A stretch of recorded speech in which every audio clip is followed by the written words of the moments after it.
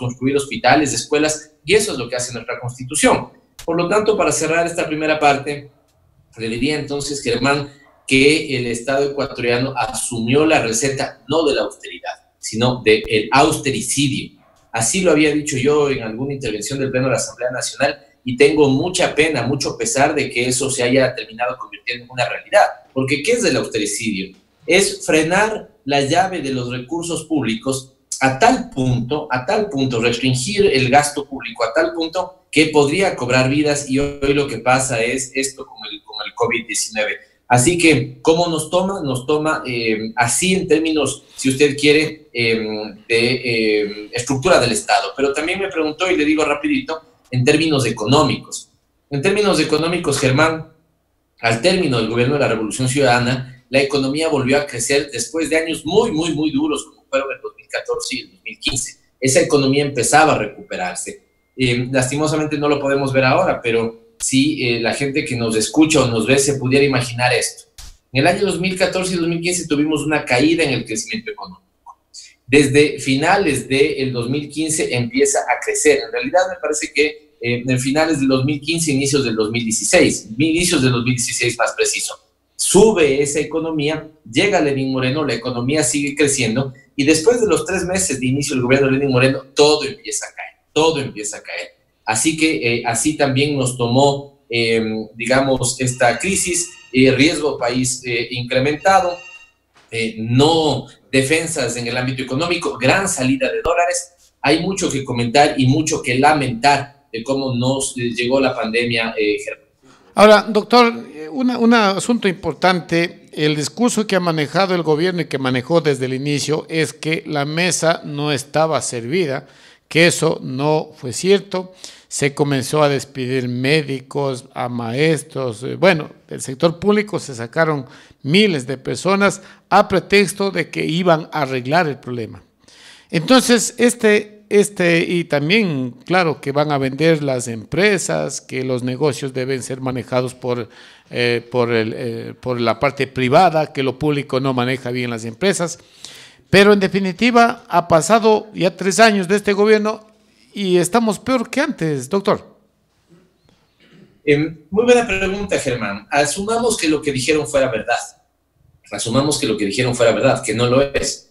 Si lo que dijeron fuera verdad, han tenido 3 años para, como usted bien dice, encauzar al país en los conceptos que ellos creen.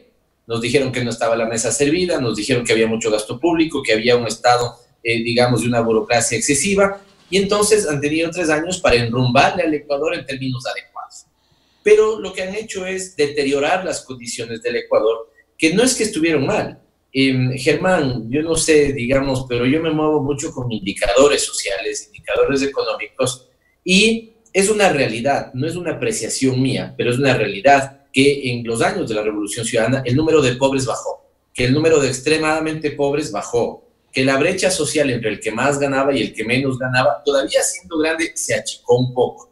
Es, digamos, una realidad que hubo un programa de becas como nunca antes en la historia. Es una realidad que llegamos a universalizar la tasa de educación primaria. Es una realidad que llegamos a construir 16 hospitales, y es una realidad que nos empezamos a acercar, ni siquiera llegamos, pero nos empezamos a acercar bastante a los indicadores que plantea la Organización Panamericana de la Salud, tanto en número de médicos por cada 100.000 habitantes o en número de camas hospitalarias por cada 100.000 habitantes. Me detengo aquí un segundito porque esto es importante. Entonces, ¿qué es lo que usted me decía? La mesa no estuvo servida, al contrario, estuvo servida. Solo imaginémonos 2 cosas. Si imagina usted, Germán, digamos, soy pésimo para hacer un cálculo de edad, pero seguramente seremos medio contemporáneos. A mí se me ve un poquito más agarrado los años, solo lo debo admitir. Pero, Germán, yo creo que usted, yo, la gente que nos escucha, sí recuerda el sistema de salud del año 2005, del año 2006. Claro, por supuesto. Más como esa canción de Juan Luis Guerra, ¿no? El Niágara en bicicleta, es decir, absolutamente desabastecidos, absolutamente golpeados. La imagen que yo recuerdo, tengo de esos años, es que usted iba a un hospital público y tenía que llevar aguja e hilo para que le hagan una sutura, ¿no es cierto?, si usted estaba complicado. Y además que todo lo que le hacían tenía que pagar, pues no le preguntaban si usted es pobre, muy pobre, Canadá pobre o tiene plata para cobrarle, ¿no? Eso pasaba. Le daban la receta para que salga a comprar en la esquina. Además de todo, ¿no? Había que hacer un gasto, digamos, un aporte a las escuelas, ¿no es cierto?, para pagar a algunos determinados profesores. Eso se dejó de lado porque se entendió que esto es un derecho y por lo tanto debe estar plenamente abastecido. Entonces, ¿se imagina si hubiéramos tenido ese sistema de salud? ¿Se imagina si no hubiéramos tenido, como en ese momento teníamos carencia de energía eléctrica? ¿Se imagina si tendríamos, digamos, la deficiencia? En esa época no teníamos un Eco 911, en esa época no teníamos un sistema vial abastecido. ¿Y por qué le digo esto? Para asociarlo con un tema. Han hablado de un tema de los fondos, los famosos fondos, que hoy deberíamos tener fondos de ahorro. Imaginémonos, Germán, que en este momento yo tengo digamos que un país, porque aquí no puedo poner un ejemplo familiar, sino un país, ¿no es cierto? En este momento nosotros tuviéramos 3.000 millones de dólares, ¿no es cierto?, guardados en un supuesto fondo petrolero. Imaginemos. Y en este momento tenemos la cantidad de muertos que hay en el país, en Guayaquil. ¿Qué deberíamos hacer? Recién en ese momento empezar a sacar la plata para construir hospitales.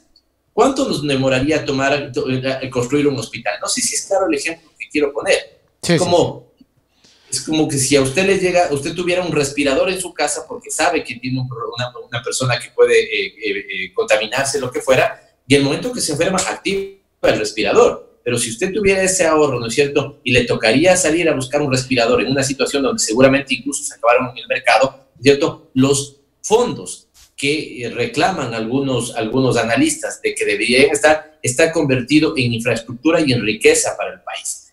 Así que yo creo que sí soy partidario claramente de que la mesa estaba servida. Soy partidario de que lo que hizo el gobierno es que invitar a que los comensales de esa mesa no sean los sectores populares, las clases medias, sino que invitó a comer en esa mesa a los sectores adinerados, al gran capital, al capital financiero bancario. Eso es lo que hizo.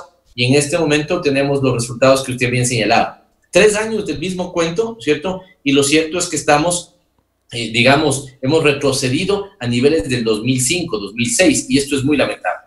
Ahora, doctor, lo que ha venido pasando en estos 3 años es que todos los males que suceden en el país son culpa del anterior gobierno, de la administración de Rafael Correa.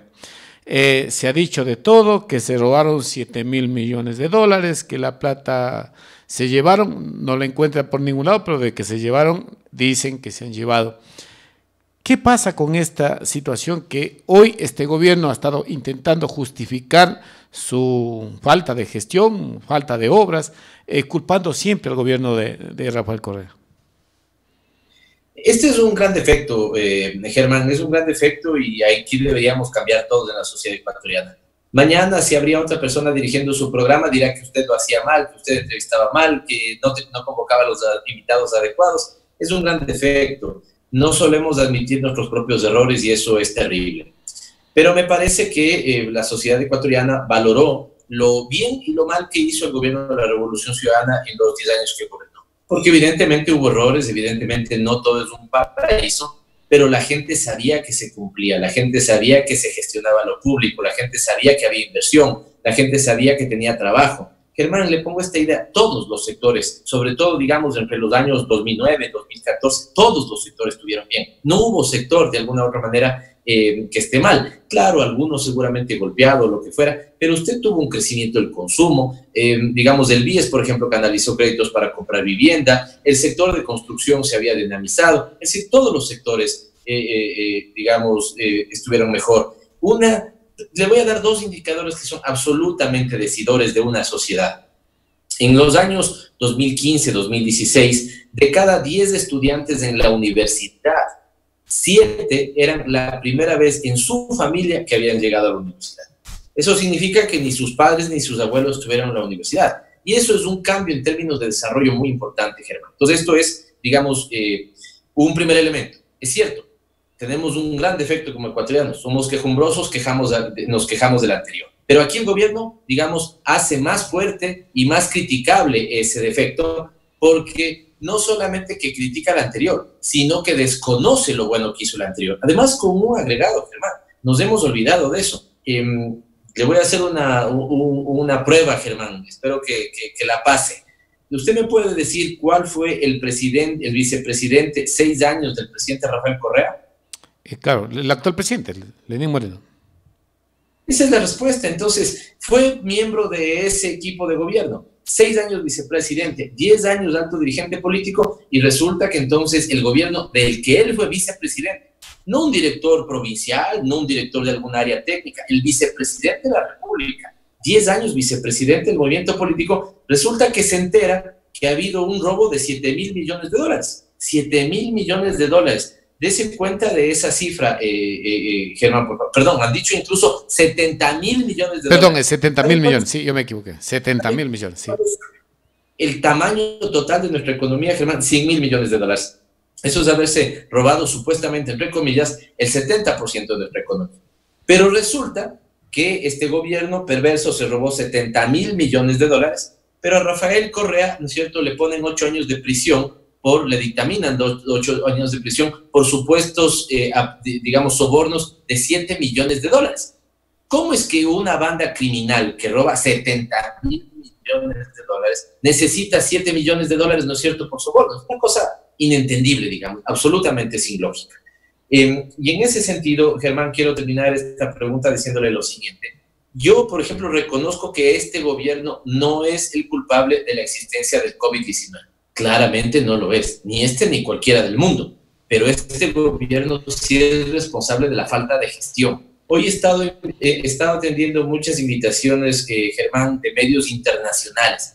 Me toca aclarar que en el Ecuador sí hay morgues, que en el Ecuador sí hay hospitales, que en el Ecuador sí hay funerarias, que en el Ecuador sí hay cementerios, porque las imágenes que está viendo el mundo de, por ejemplo, y aquí me abrazo solidario, fuerte, cariñoso a la ciudad de Guayaquil, es una cosa inentendible, Germán, imperdonable en un Estado moderno, que se acumulen fallecimientos y cadáveres en las casas, que hayan tenido que ponerlos en la calle, que en este momento estén saturadas las morgues, que no resuelvan el problema de los entierros, que haya gente que en 10 días no encuentra a su familiar que falleció. Es una cosa dantesca, es una cosa que en mis 44 años de vida nunca lo he visto.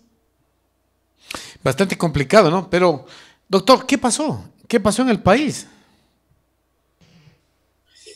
Me parece que lo que tenemos es falta de liderazgo. Me parece que lo que tenemos es falta de liderazgo, hermano. A ver, yo le voy a decir unas 4 cosas que veo en la actualidad. Creo que tenemos falta de liderazgo, número 1. Creo que tenemos un gobierno al que se le acabó las ideas, número 2. Creo que tenemos un gobierno que no está dispuesto a hacer recambios en su equipo, ¿cierto? Y esto es como en el fútbol, Germán, ¿cierto? Espero que usted sea hincha de la Liga de Quito, ojalá. Pero ¿cómo adivinó? Fútbol, sí. Se le ve cara de buena gente. Se le ve cara de buena gente. Germán, cuando un equipo de fútbol, ¿no es cierto?, tiene 4 jugadores que funcionan mal, que están cansados, que no rinden, que están jugando pésimo, que los pases no les salen, que cometen errores permanentemente, usted tiene que cambiarlos, porque lo que le está pasando a este gobierno es que el partido ya perdió. Lo que necesita es no perder por goleada. Y en este momento, por ejemplo, ¿usted no cree que sería bueno hacer un recambio en algunas áreas? Le señalo una, economía, por ejemplo. No tiene ideas innovadoras del Ministerio de Economía y Finanzas, no las tiene. Y finalmente no quieren topar, como dicen hoy los chicos, estamos en una entrevista en la sierra, como dicen hoy los guambras, ¿no es cierto? No quieren topar a sus amigos, ¿ya? Nos han hablado en estos días, por ejemplo, de lo que nosotros hemos planteado, un impuesto a los patrimonios individuales mayores a $1 millón. Nosotros estamos pidiendo que su colaboración sea del 0,9% de un patrimonio individual mayor a $1 millón. Eso no dice nada. Estamos pidiendo y estamos planteando que haya un impuesto de 10% de las utilidades de la banca, que en el año anterior la economía no creció, estuvo menos que 0, pero ellos tuvieron utilidades mayores al 40%. Al 40%, 10%, claro. Sí. 10% no es una locura plantearles si ganaron más de $600 millones, ¿cierto? O estamos planteando, por ejemplo, que a las empresas a las que decidieron perdonarles las deudas que tenían con el Estado, que llegan a sumar más de $1.100 millones, estamos diciendo que las 15 empresas más beneficiadas paguen el 25% de lo que el Estado les condonó y les perdonó. Pero de eso el gobierno, ¿usted les ha escuchado hablar? ¿La ciudadanía les ha escuchado hablar? No. Yo acabo de presentar una iniciativa legal, Germán, que estoy ansioso le pido a la gente que me escucha que por favor pida que la Asamblea Nacional califique para que entre al debate. No digo que lo que yo planteo se apruebe tal cual, mejorémoslo en el debate. Pero ¿qué estoy planteando? Déjenme ponerle 3 ejemplos rapidito. Que no nos cobren por los próximos 3 meses los servicios básicos de agua, luz, telefonía e internet. No les estamos diciendo que nos regalen, le estamos diciendo que no nos cobren en los próximos 3 meses y que lo que vamos a adeudar nos prorrateen en cuotas iguales por los próximos 12 meses. Igual si usted tiene un crédito hipotecario, le estamos diciendo, no importa si es con el BIES y con la banca privada, ¿sí? Le estamos diciendo, no nos cobren las cuotas del hipotecario los próximos 3 meses. ¿Nos van a regalar? No. Pásenlo como cuotas al final de ese crédito. Si yo en este momento me faltan 12 meses para pagar un crédito, bueno, ya no me va a faltar 12, me van a pagar 15, me van a faltar 15, porque las 3 que no pago ahora me llevan al final del periodo de pago. Que eso sería lo ideal, ¿no? Eso sería lo ideal. Ahora, doctor, la pregunta es, ¿qué está pasando con el equipo del actual presidente?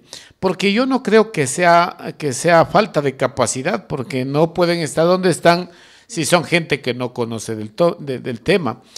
¿Qué sucede? No han dado pie con bola en estos últimos años y con esta crisis se ve que no tienen soluciones prontas porque ya se ve en los resultados. Ahora que está de moda circular con el determinado número de placa, o antes los pares y los impares, un amigo me hacía una suerte de chiste sobre esto. Me decía, ¿sabes cuál es el problema del gobierno? Que tiene 2 liderazgos, uno de placa par y otro de placa impar. Es decir, ¿no es cierto? No está claro quién realmente toma las decisiones. El día de ayer, Germán, ¿no es cierto? A usted no le hace... No sé cuál habrá sido la lectura suya y la de un montón de gente que vio la cadena de 6 minutos del presidente. Alguien que tiene liderazgo no necesita salir a decir que tiene liderazgo. Alguien que está en el mando de la situación no necesita salir a decir que está en el mando de la situación, ¿sí? Esto es lo que está pasando, un elemento primero. El segundo es que, insisto, no están queriendo hacer los recambios en un equipo que necesita refrescarse. El equipo de gobierno, desde mi punto de vista, necesita refrescarse. Además, es absolutamente legítimo y humanamente muy entendible. Yo puedo entender que habrá ministros en este momento rebasados, ¿no es cierto? Y en ese momento, ¿o qué hace usted? Digamos, mantiene tosudamente el mismo equipo, ¿no es cierto? O empieza a hacer recambios. Por eso puse el ejemplo del equipo de fútbol. Si usted no quiere terminar perdiendo por goleada, haga los cambios en las líneas que tiene que hacer. Nosotros le hemos expresado un sentido de unidad en la Asamblea Nacional. Déjenme ponerles ejemplo, porque también ahí siento que no se quieren dejar ayudar. Es otra cosa que le diría que está pasando. Y para que eso no quede en el aire, le pongo un ejemplo muy concreto. Fue inédito que las fuerzas políticas de la Asamblea Nacional nos pongamos de acuerdo, Germán, y firmemos todos un comunicado y le digamos, Gobierno Nacional, señor presidente, no pague la deuda externa, no pague lo que tiene que pagar de deuda externa, porque eso lo necesita en este momento el sistema de salud pública. Estaba sentado en la misma mesa Social Cristianismo y Revolución Ciudadana, Creo y AP, independientes y bancadas, ¿no es cierto?, pequeñas de distintas agrupaciones políticas. Es decir, una cosa inédita. ¿Sabe qué hizo Germán y Ciudadanía, el presidente de la República y el gobierno con eso? Lo rompió simplemente y al otro día estuvo pagando la deuda externa. Si usted logra, ni siquiera el presidente lo pidió, fue una posición autónoma, independiente de la Asamblea, de adelantarse y expresarle respaldo político y decirle, aquí está el respaldo de toda la Asamblea Nacional, no pague la deuda. ¿Qué hicieron? Al otro día pagaron la deuda. Entonces, déjenme ponerle este ejemplo. Cuando están, fíjese cómo ellos cambian el discurso, cómo tienen una suerte de doble estándar para juzgar las cosas. Cuando hablan del mundo laboral, y ahora yo estaba en este mismo momento, se acabó la sesión del Pleno de la Asamblea Nacional, estuvo compareciendo el ministro de Trabajo. ¿Qué es lo que ellos han tomado en este momento como gran descripción? Cuando la relación es entre el empleado y el empleador, y nosotros estamos pidiendo que se defiendan los trabajos, la respuesta de ellos es, señores, la realidad superó a la legalidad. Por lo tanto, la realidad es que va a tener que mucha gente ser despedida, ¿ya? Pero en cambio, cuando usted les dice, o cuando llevan ese discurso a el tema de la deuda externa, ¿sí? Cuando llevan ese discurso al tema de la deuda externa, ahí cambian la apreciación. Ahí nuevamente dicen, ahí les preguntamos nosotros, no es que la realidad había superado a la legalidad. A la legalidad, claro que sí. ¿Y por qué entonces ahí ellos toman la decisión de acogerse a la legalidad y pagar la deuda externa? Y no reconocer la realidad que está viviendo el país. Ahora, exactamente. Sí, doctor, ¿qué va a pasar en el tema político, básicamente? Hoy en Twitter se está notando una fuerte, digamos, impresión de que se está muy cerca a una muerte cruzada. Doctor, yo creo que eso es importante, el que ahora podamos decir, ¿el país está cerca de una muerte cruzada? ¿La salida es la muerte cruzada? Me disculpa que tuve que levantarme a conectar porque estaba perdiendo batería. Eso se escucha y es un escenario real, pero a mí me parece que sería el peor de los escenarios. ¿Por qué? Porque, digamos, usted tiene la muerte cruzada, para conocimiento de la ciudadanía, es una figura que está en la Constitución ecuatoriana, pero que en realidad está con el objetivo de no ser utilizada. Esa disposición legal se la reflexionó en Montecristi cuando el diagnóstico era, ¿qué le pasó al país? En los 10 años, 1996, 2006, nosotros llegamos a tener, según como los cuente Germán, hasta 9 presidentes en 10 años, ¿ya? Entonces, en esa gran conflictividad política, la reflexión de la constituyente fue, debemos poner un mecanismo que impida que la asamblea vote al presidente o que el presidente vote a la asamblea. Por eso se llama muerte cruzada. Porque, y es lo que, digamos, en la famosa teoría de la Guerra Fría se llamaba la contención. Es decir, que los dos tengan una suerte como de amenaza mutua, si usted quiere, para que al final del día ninguno de los dos se ataque, ¿sí? ¿Ya? Entonces, ¿qué es lo que dice el texto constitucional? El presidente puede disolver a la asamblea por una sola vez, ¿cierto? Con algunas causales donde está la conmoción interna. O la asamblea puede disolver al presidente también por una sola vez por esas mismas causales, básicamente, o por no aplicar el plan de gobierno con el que ganó. ¿Sí? Si cualquiera de los dos toma la decisión, no es que uno se queda gobernando, es que en 7 días, Germán, en 7 días, la autoridad electoral tiene que llamar a elecciones, ¿cierto? Y las elecciones se pueden tomar 4 meses, 5 meses, 6 meses, pero las elecciones tienen que darse. Y las elecciones se dan por lo que resta del periodo. Entonces, asumamos en un presupuesto no consentido que en cualquiera de los dos casos esto pasara. Estaríamos abocados a nuevas elecciones y estaríamos abocados a tener una elección, ¿no es cierto?, por lo que resta del periodo. En este momento, una decisión así creo que sería una decisión inadecuada, absolutamente inadecuada para el país.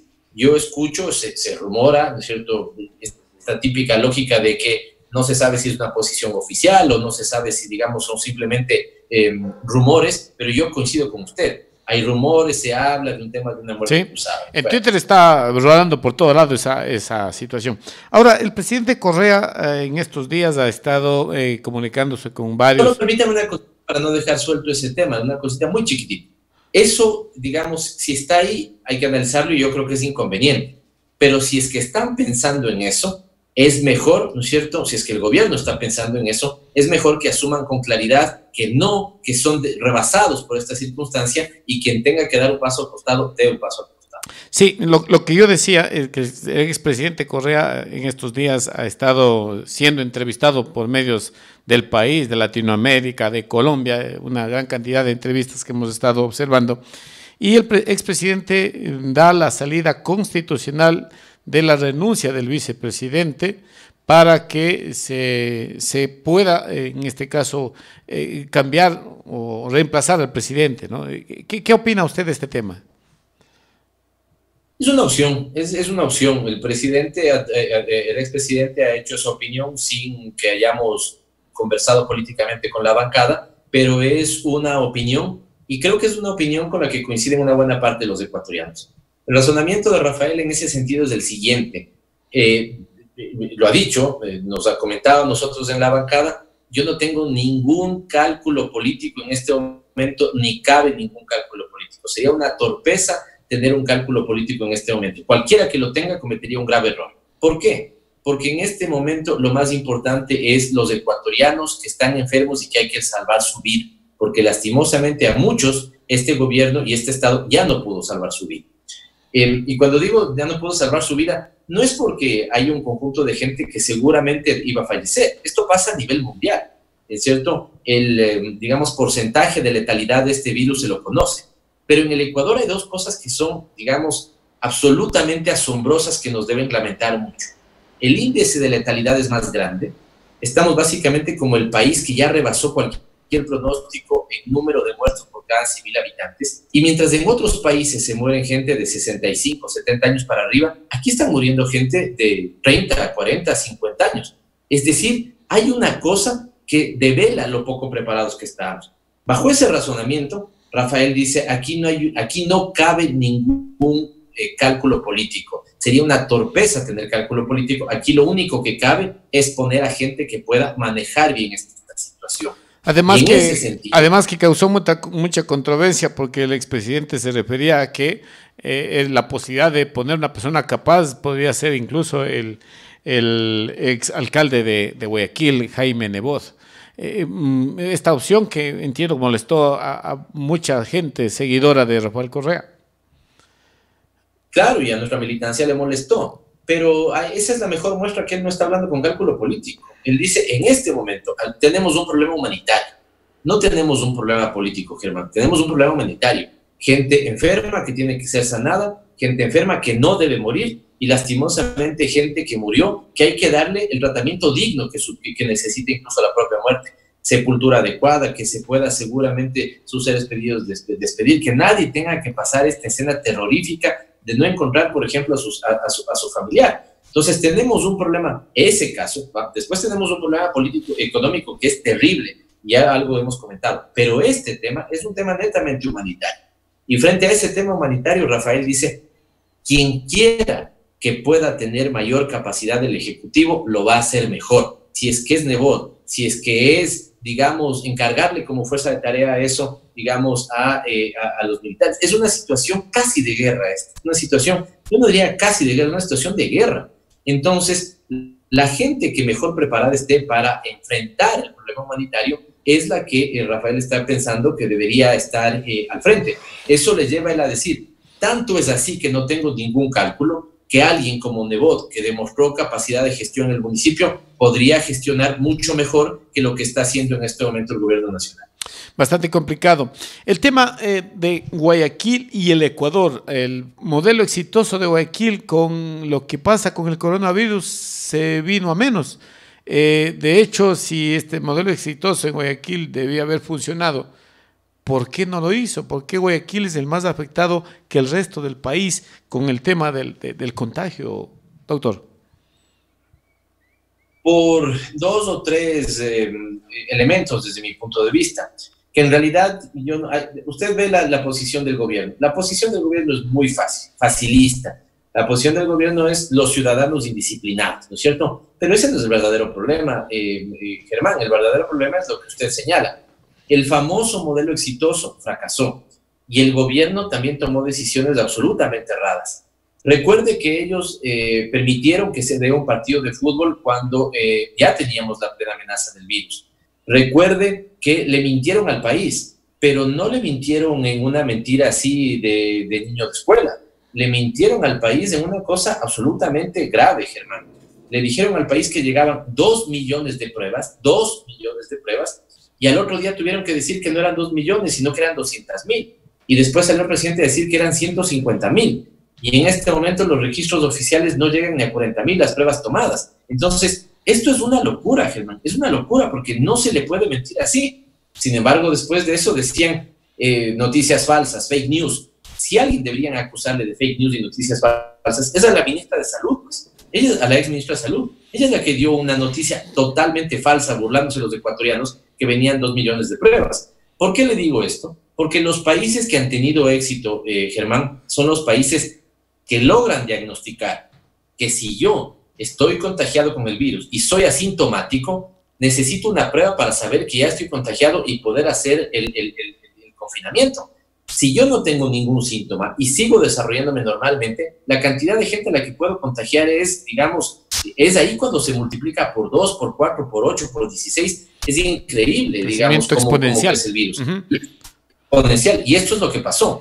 Y finalmente, yo no estoy en la línea, Germán, de los que creen que los guayaquileños indisciplinados son los que generaron esto. No, no, no. Veamos las condiciones que usted señala. Guayaquil tiene menor disposición de agua potable que el promedio nacional.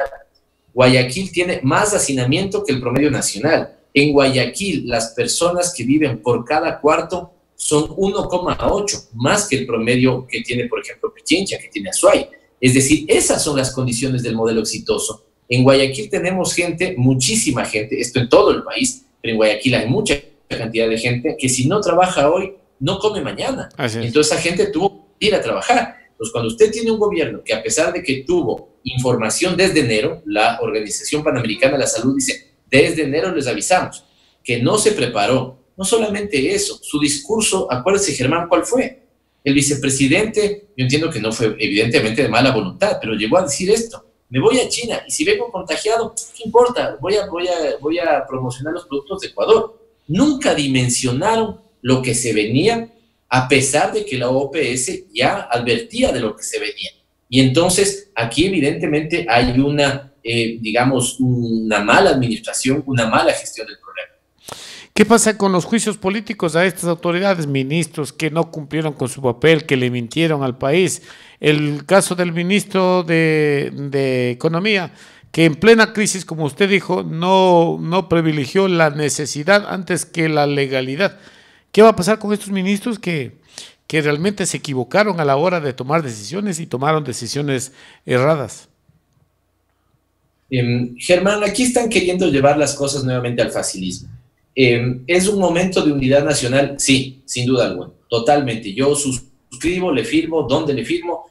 Aquí está el sentido de unidad nacional. ¿Es un momento de solidaridad? Sí, es un momento de solidaridad. ¿Es un momento de ayudarle al Ejecutivo? Sí, es un momento de ayudarle al Ejecutivo. Pero no es un momento de silencio cómplice. Porque si en esta pandemia tan complicada alguien no está haciendo bien su trabajo, es responsabilidad nuestra, para eso nos eligió el pueblo ecuatoriano, para fiscalizar lo que no se hace bien.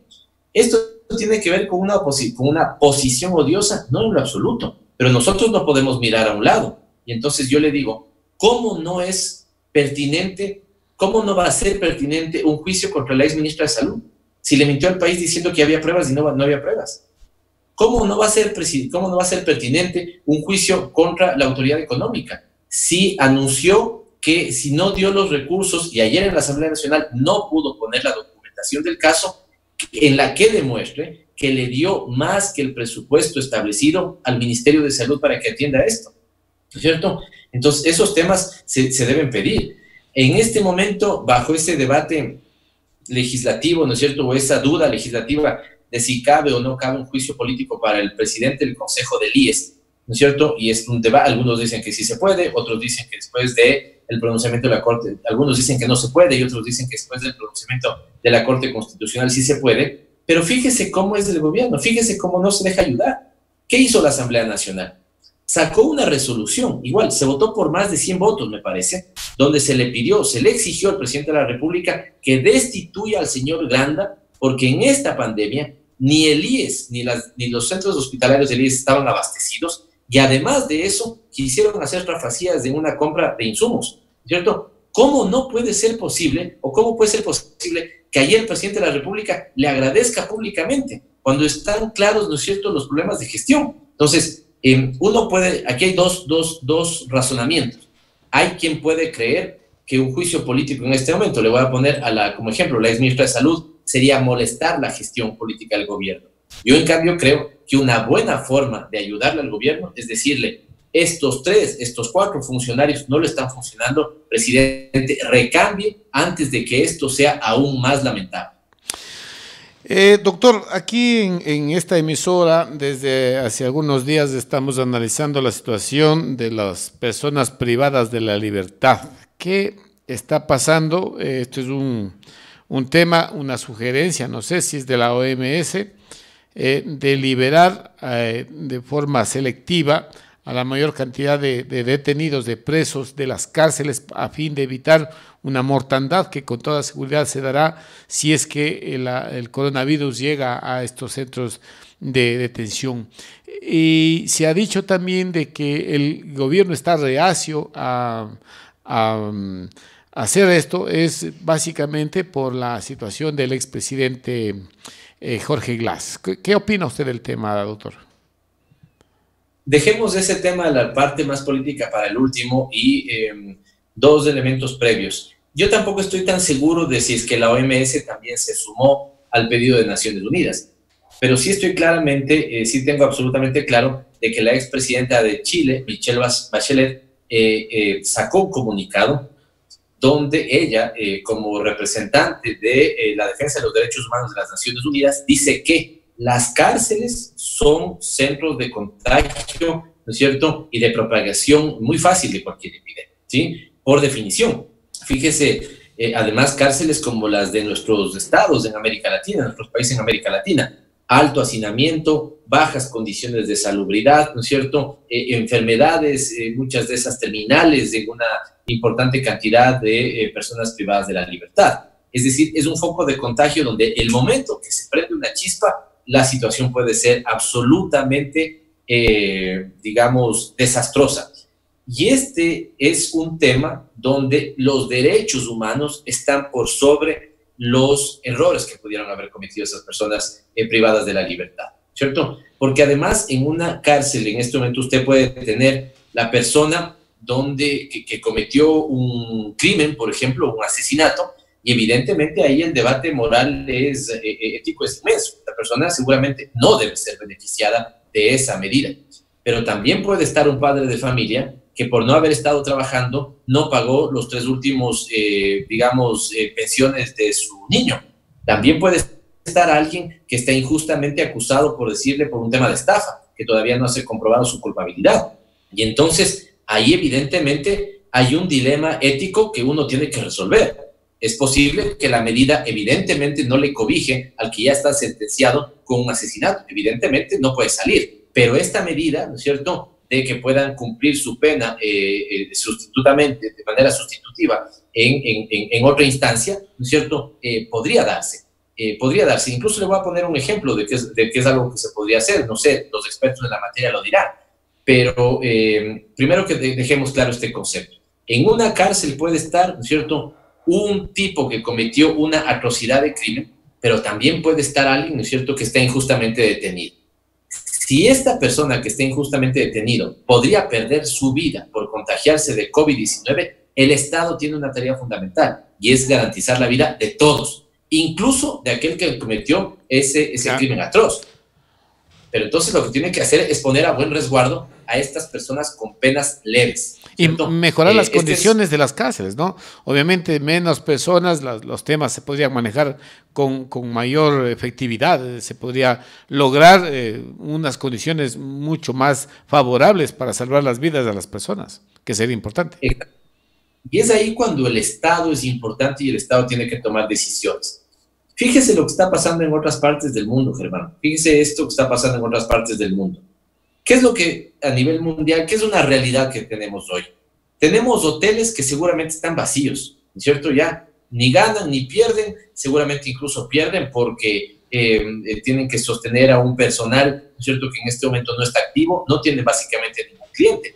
Cuando un Estado en serio toma sus prioridades en serio, pudiera ser, voy a poner un ejemplo, que un hotel, por ejemplo, que esté no ocupado, el Estado lo tome provisionalmente, ¿cierto? Incluso compense al dueño de este hotel, por decirle algo, le diga, bueno, ¿cuánto es su producción mínima al mes? Ok, el Estado le va a garantizar eso, tal vez no le puede pagar de manera inmediata, ¿cierto? Va a pagarle en el lapso de 1 año, 2 años, 3 años, lo que fuera, pero toma la decisión, ¿no es cierto?, de requisar ese bien por un periodo. No estamos hablando de todo, sino de casos excepcionales, y atiende mejor un tema, por ejemplo, de confinamiento. O lo que pasa en otros países, que cuando el sistema público ya se vio totalmente desbordado, el Estado tomó la decisión de hacer una requisición de hospitales privados, ¿no es cierto?, poniéndoles al servicio de lo público para cuidar vidas, inmediatamente termine la emergencia, se les devolverá a sus dueños privados, seguramente incluso se compensará esa ocupación temporal, pero ahí tiene usted opciones que en este caso el Estado ecuatoriano no se las ha planteado. ¿Por qué no?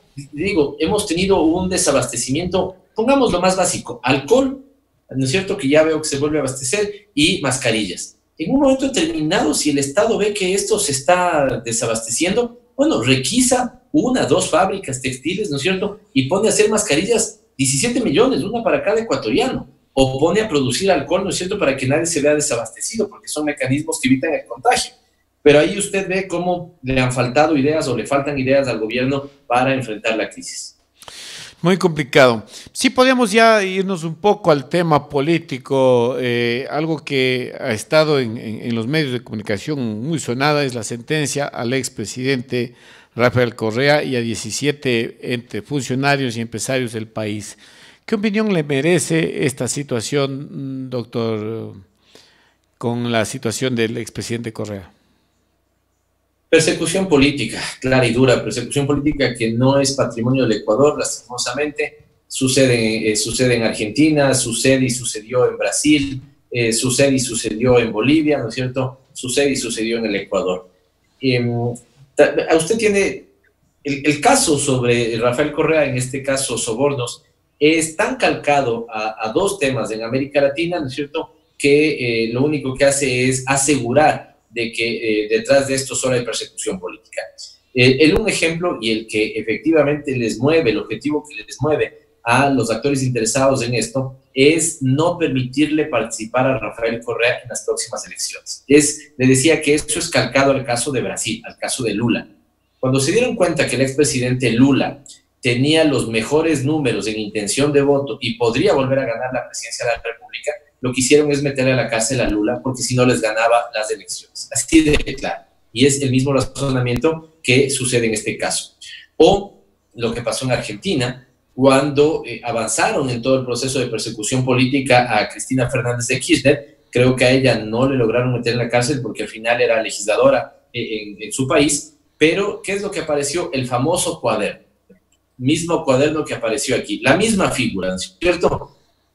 Muchos días después de esta declaración de Pamela Martínez, van muchos días después a su departamento, encuentran ahí sobre la mesa, ¿no es cierto?, sobre la chimenea, tengo entendido, un cuaderno, y en ese cuaderno estaba todo el historial supuestamente del tema de sobornos.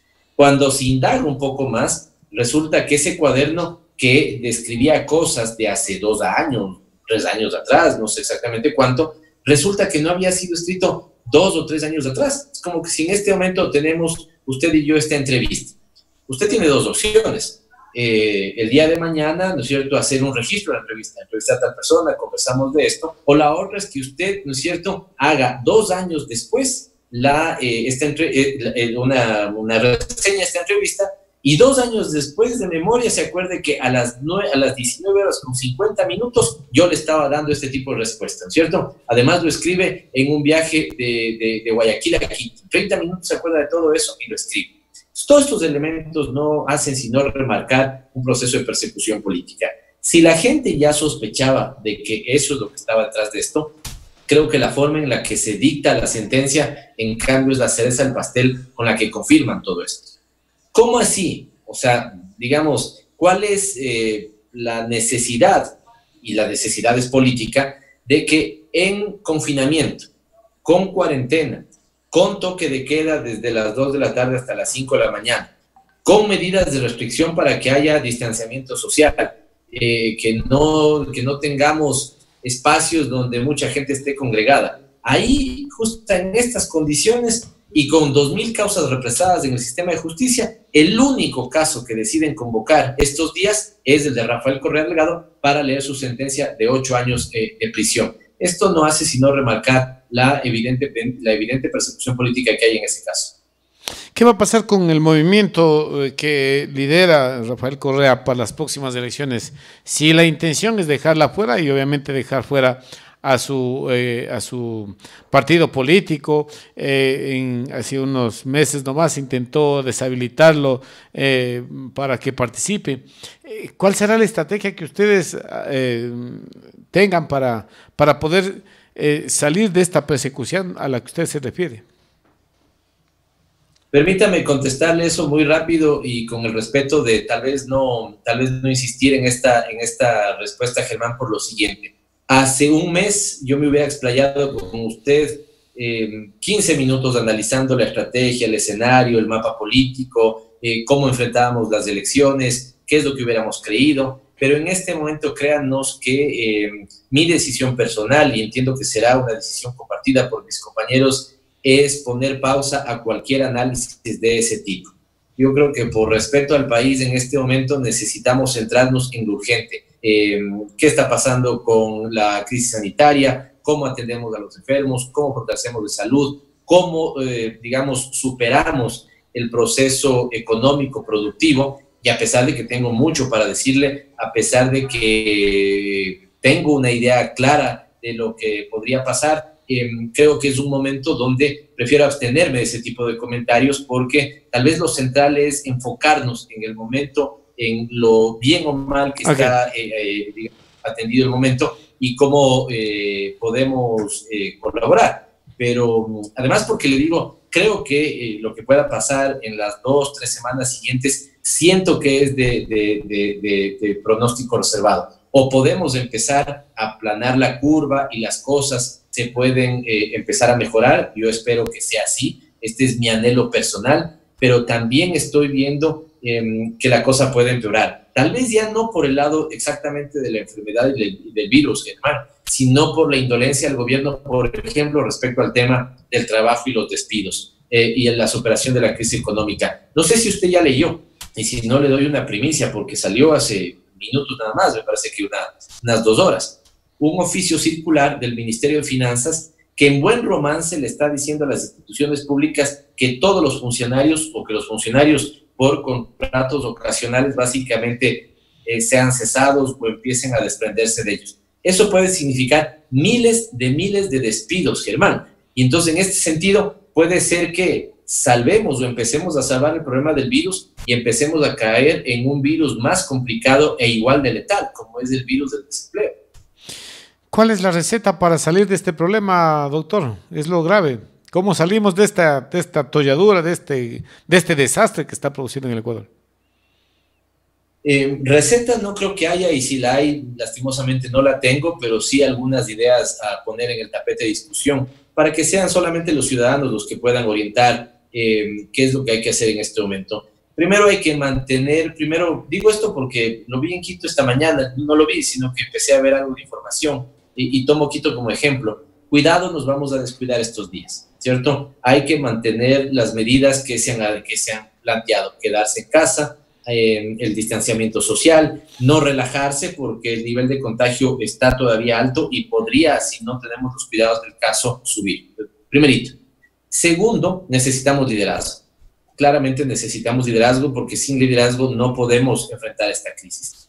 Tercero, necesitamos empezar a discutir ideas innovadoras. Yo había planteado, le ponía este ejemplo, a ratos puede parecer como simple, como digamos una cosa no tan determinante, pero sí es determinante. Si hay una familia que tiene ingresos de $500 mensuales, evidentemente que le conviene ahorrarse los $40 que puede suponer el pago de las planillas de servicios públicos de todos. Si hay una familia que gana $800 y paga $300 de un crédito hipotecario, evidentemente le conviene que en los próximos 3 meses no le cobren. Necesitamos preocuparnos de eso. Fíjese lo que acaba de pasar en España, Germán. En España, también lo veía hace minutos nada más, están cerca de hacer una realidad el ingreso mínimo ciudadano. ¿Qué significa esto? Que prácticamente a todos los españoles les van a dar una asignación como un salario mínimo. No sé si lo van a mantener estable, pero al menos por los próximos 3 años. Eso debe pasar en el Ecuador. Germán, la política pública de todos estos años, ¿cuál ha sido? Focalizar, es decir, ubicar a los pobres y ayudarlos, ¿cierto? ¿Ya? Porque se entiende que los pobres son menos y por lo tanto hay que ayudarlos. Este golpe es tan duro y tan fuerte que hay que hacer lo contrario. Hay que focalizar a quienes no necesitan una ayuda y por lo tanto ayudar a todos, a todo el resto que sí lo necesita. Es decir, si antes teníamos que ubicar al 30% de pobres para ayudarlos, ahora vamos a tener que ubicar al 20% de ricos para solamente no ayudarlos a ellos, porque todo el resto va a necesitar un tipo de alivio, un tipo de ayuda. Y finalmente necesitamos que ese 20% de patrimonios más ricos, donde estén acumuladas las más riquezas, contribuyan efectivamente. No es un tema de donaciones. A quienes han donado hay que decirles muchas gracias y que lo sigan haciendo. Pero esto no se supera con donaciones. Esto se supera cuando logremos discutir en la Asamblea Nacional con justicia de por medio. Me refiero a justicia también a esos segmentos poblacionales, que el que más tiene, más debe aportar. Y así, yo creo que hay que hacer una combinación de tres cosas, Germán. Meter dólares a la economía, para eso hay que moverse ágilmente buscando los créditos que puedan alimentarnos. Número dos, no sacar dólares de la economía, y para eso hay que hacer, no pagar deuda externa si no se tiene plata, restringir un poco las importaciones, sobre todo para bienes suntuarios y que tenemos producción nacional, y evitar la salida de divisas, Germán. El año anterior entraron 47.000 millones de dólares de la economía ecuatoriana, pero salieron 46.200 millones de dólares de la economía ecuatoriana, es decir, una economía de tránsito de dólares. Eso tiene que frenar. La riqueza que se produce en el Ecuador por un buen tiempo tiene que quedarse en el Ecuador, generando garantías, trabajo y bienestar para los ecuatorianos. Y finalmente, una estrategia como la condonación de la deuda, junto con cobrar impuestos a los que más tienen. Esto es lo que hay que hacer, pero no veo esto yo lastimosamente con claridad en el discurso oficialista. Doctor, yo creo que la exposición ha sido bastante clara. Muchas gracias. Quiero nuevamente insistir en el agradecimiento por haber aceptado esta entrevista y dejarle en sus palabras finales, mi estimado doctor. Muchísimas gracias a usted por la entrevista, muchísimas gracias a todas las personas que nos han podido escuchar, a, digamos, el sector central de la Sierra Ecuatoriana, mi más fuerte y cálido saludo, y decirles que vamos a salir, creo, tengo el convencimiento que vamos a salir. Hoy, 16 de abril, justamente hace 4 años tuvimos ese desastre que fue el terremoto que tanto afectó a Manabí y a Esmeraldas. ¿Qué tuvimos en esa época? Un Estado solidario y responsable y eficiente que se puso al lado de su sociedad, una sociedad unida, solidaria. En este momento, ese Estado solidario y eficiente no lo tenemos, pero sí tenemos, ¿no es cierto?, esa sociedad unida, solidaria, fortalecida.